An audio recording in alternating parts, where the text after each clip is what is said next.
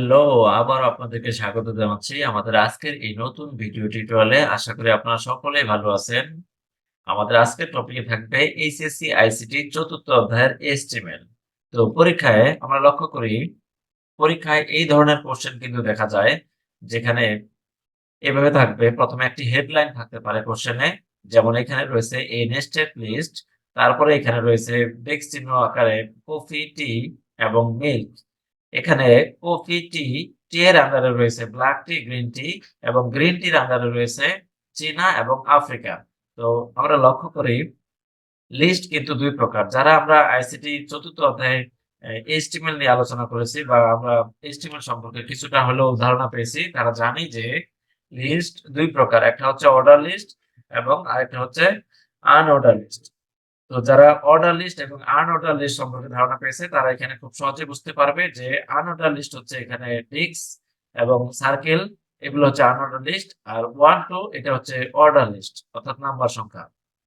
যদি কেউ order list এবং আনঅর্ডার লিস্ট সম্পর্কে না জেনে থাকেন, তাহলে আমার পূর্বের ভিডিওতে অর্ডার লিস্ট এবং আনঅর্ডার লিস্ট সম্পর্কে বিস্তারিত আলোচনা করা আছে। সেই অঙ্কগুলো দেখে নেওয়ার জন্য আপনাদেরকে অনুরোধ করতেছি। তো চলুন আমরা লক্ষ্য করি, এখানে 1 এবং 2 এই দুটো হচ্ছে অর্ডার লিস্ট এবং এখানে ডিস্ক চিহ্ন এবং সার্কেল চিহ্ন এই দুটো হচ্ছে আনঅর্ডার লিস্ট।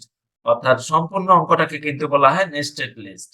তাহলে নেস্টেড লিস্টের অ্যান্সার আমরা কিভাবে করব? পরীক্ষায় যদি এখানে থাকে এ নেস্টেড লিস্ট, এটা হচ্ছে হেডলাইন। তারপরে কফি, টি এর আন্ডারে ব্ল্যাক টি, গ্রিন টির আন্ডারে রয়েছে চীনা, আফ্রিকা এবং সর্বশেষে এই কফি, টি এবং মিল্ক, এই তিনটে হচ্ছে একই। তো এই ধরনের প্রশ্ন যদি পরীক্ষায় আসে, অর্থাৎ নেস্টেড লিস্ট যদি পরীক্ষায় আসে, আমরা কিভাবে সলভ করব? তাহলে চলুন এই প্রশ্নটার অ্যান্সার কিভাবে লিখতে হয় সেটি আমরা লক্ষ্য করি। তো সর্বপ্রথম আমি এখানে লিখেছি ডক টাইপ HTML। আমি যেহেতু এখানে প্র্যাকটিক্যালে দেখাচ্ছি, বিষয়টি দেখাচ্ছি, যার কারণে এখানে আপনারা ডক টাইপ HTML আমি এখানে লিখেছি। আপনাদের কিন্তু পরীক্ষার খাতায় ডক টাইপ HTML লেখার কোনো প্রয়োজন নেই। তো সর্বপ্রথম আপনারা এখানে শুরু করবেন। প্রথমে লিখবেন ওপেনিং HTML। এই যেকোনো HTML এর অঙ্ক সমাধান করার জন্য সর্বপ্রথম আমাদের লিখতে হবে ওপেনিং HTML, তারপর লিখতে হবে ওপেনিং বডি এবং তারপর লিখতে হবে হেডিং 1 এ নেস্টেড লিস্ট ক্লোজিং হেডিং। অর্থাৎ এই যে এ নেস্টেড লিস্ট, এটাকে আমি হেডিং 1 লিস্টে ধরে নিয়েছি। তো যদি আপনাদের মনে হয় এটা হেডিং 2 তে আছে, তো একটা বিষয় জানি, হেডিং হচ্ছে মোট 6 প্রকার। হেডিং 1 থেকে শুরু করে হেডিং 6 পর্যন্ত। এখানে কোন একটা অঙ্কের শুরুতে যে হেডলাইনটা লেখা থাকে, সেই হেডলাইনটাকে 1 থেকে 6 পর্যন্ত লেখা হয়। সবচাইতে বড় যে হেডলাইনটা, সেটাকে বলা হয় হেডিং 1 এবং তার চাইতে একটু ছোটকে বলা হয় হেডিং 2। এভাবে ক্রমান্বয়ে আস্তে আস্তে একেবারে ছোট হয়ে গেলে সেটাকে বলা হয় হেডিং 6। তো আমি এটাকে ধরে নিয়েছি হেডিং 1, যার কারণে আমি এখানে লিখেছি H1 মানে হেডিং 1 এ নেস্টেড লিস্ট ক্লোজিং হেডিং 1। তো আমি কিন্তু এখানে হেডলাইনটির কাজ কিন্তু করে ফেললাম। তো এরপর এইটুক হচ্ছে আমাদের লিস্টের অঙ্ক। যেহেতু লিস্টের অঙ্ক, সর্বপ্রথম আমরা অঙ্কটা শুরু করব কফি থেকে এবং অঙ্কটা শেষ হবে মিল্কের এখানে। তো কফির এখানে অঙ্কটা শুরু করতে গেলে, যেহেতু কফি আছে ডিস্ক, টি আছে ডিস্ক এবং মিল্ক আছে ডিস্ক চিহ্ন। তো আমরা জানি যে ডিস্ক চিহ্ন হচ্ছে আনঅর্ডার লিস্ট। এই জন্য আমাদেরকে লিখতে হবে ইউএল টাইপ, অর্থাৎ ইউএল মানে আনঅর্ডার লিস্ট। আনঅর্ডার লিস্টের টাইপ হচ্ছে ধরন। ইউএল টাইপ ডিস্ক, অর্থাৎ এই যে আমরা শুরু করলাম কপি, টি, মিল্ক, এদের যে কাজ করব, এরা হচ্ছে আনঅর্ডার লিস্টের আওতায় রয়েছে, যার কারণে আমরা এখানে লিখব ইউএল টাইপ ডিস্ক।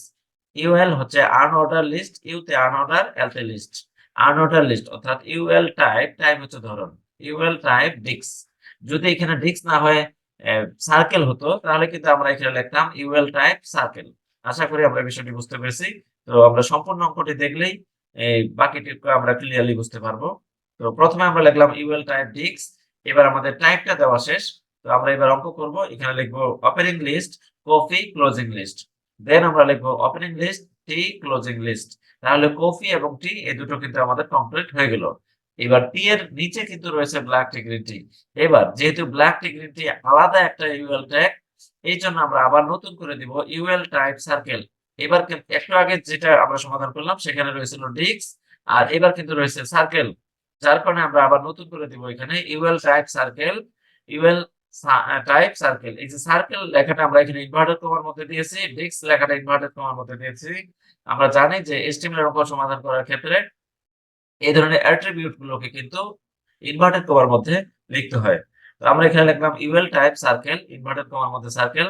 দেন আমরা এবার লিখবো opening list black tea closing list, opening list green tea closing list. তাহলে ব্ল্যাক টি এবং গ্রিন টি লেখা শেষ। গ্রিন টির আন্ডারে রয়েছে চীনা এবং আফ্রিকা, তবে চীনা এবং আফ্রিকা কিন্তু এখানে নাম্বার সংখ্যায় যুক্ত রয়েছে।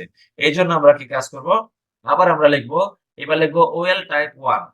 আচ্ছা, প্রতিবারে আমরা ইউএল টাইপ লিখি, এবার আমরা ওএল টাইপ কেন লিখলাম? এটার কারণ হচ্ছে 1 2 এটা হচ্ছে আমাদের অর্ডার লিস্ট। যেহেতু অর্ডার লিস্টকে, তাহলে গ্রিন টির কাজ যখন শেষ হয়ে গেল তখন আমরা চীনা এবং আফ্রিকার কাজ করব। চীনা এবং আফ্রিকা এখানে কিন্তু নাম্বার সংখ্যা রয়েছে, যেহেতু নাম্বার সংখ্যা রয়েছে আমরা জানি নাম্বার সংখ্যা হচ্ছে অর্ডার লিস্ট। সেহেতু আমরা এবার কি কাজ করব, আমরা প্রথমে লিখে নিব ওএল টাইপ 1। ওএল টাইপ 1 আমরা এখানে 1 না দিয়ে যদি নাম্বার লিখি তাও কিন্তু চলবে। তো আমরা এখানে 1 দিয়ে দিলাম। ওএল টাইপ 1, ও বলতে অর্ডার, এল বলতে লিস্ট। ওএল মানে অর্ডার লিস্ট, আর ইউএল হচ্ছে আনঅর্ডার লিস্ট। যেহেতু এগুলো হচ্ছে অর্ডার লিস্টের প্রতীক 1 2, সেহেতু আমরা এখানে লিখবো ওএল টাইপ 1। আমরা এখানে 1 না দিয়ে যদি নাম্বার লিখি তারপরও কিন্তু চলবে। এন ইউ এম নাম, বিইআর নাম্বার। আমরা যদি এখানে ওএল টাইপ নাম্বার লিখি তাও চলবে, অথবা ওএল টাইপ 1 দিই, তারপরেও আমাদের কম্পিউটার সফটওয়্যার কিন্তু বুঝে নেবে যে এটা হচ্ছে অর্ডার লিস্টের প্রতীক 1। তার মানে এই ওএল টাইপ 1 এর আন্ডারে যাদেরকে লেখা হবে তাদেরকে নাম্বার সংখ্যায় প্রকাশ করা হবে।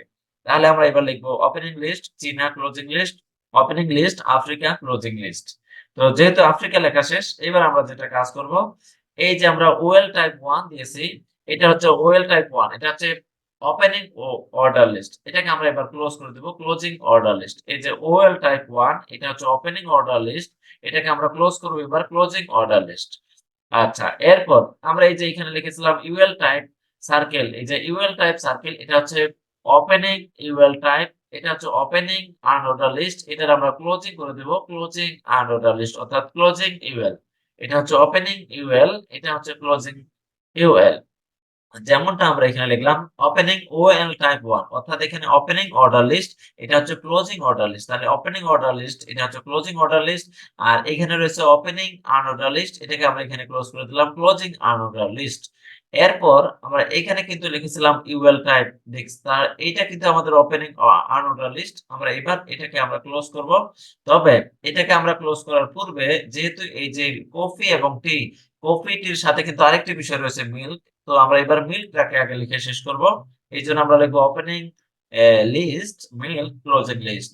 দেন আমরা এবার এই যে ওপেনিং ইউএল এটাকে আমরা এবার ক্লোজ করে দেব ক্লোজিং ইউএল। এবং সবশেষে আমরা এখানে লিখব ওপেনিং বডি, এটাকে আমরা ক্লোজ করব ক্লোজিং বডি। এবং সর্বপ্রথমে লিখেছিলাম ওপেনিং এইচটিএমএল, এটাকে সব শেষে দিতে হবে ক্লোজিং এইচটিএমএল।